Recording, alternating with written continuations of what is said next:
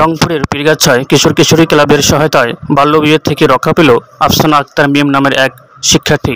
সে উপজেলা তাম্বুলপুর ইউনিয়নের ফকিরপাড়া গ্রামের আফসার আলীর মেয়ে এবং স্থানীয় তাম্বুলপুর উচ্চ বিদ্যালয়ের ৮ম শ্রেণীর একজন শিক্ষার্থী।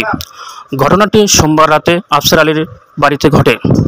জানা যায়, সোমবার রাতে পার্শ্ববর্তী কান্দি ইউনিয়ন থেকে আফসার আলীর বাড়িতে বিয়ের জন্য বরপক্ষের লোক আসেন।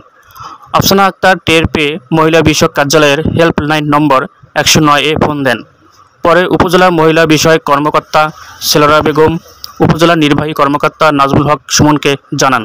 তার নির্দেশে পীরগাছা থানা এসআই আনিসুর রহমান, কিশোর কিশোরী ক্লাবের আবৃত্তি শিক্ষক আক্তারুন নাহার, ইউপি সদস্য ফখরুল ইসলাম, আব্দুল গফুর, মহিলা সদস্য রহিমা বেগম, গ্রাম পুলিশ খোকন মিয়া, আম্বার আলী দফাদারের উপস্থিতিতে মেয়ের বাবা আফসার আলী মেয়ের 18 বছর পূর্ণ না হওয়া পর্যন্ত বিয়ে দেবে না মর্মে অঙ্গীকারনামায় টিপসই দিয়ে বিয়ে ভেঙে দেন।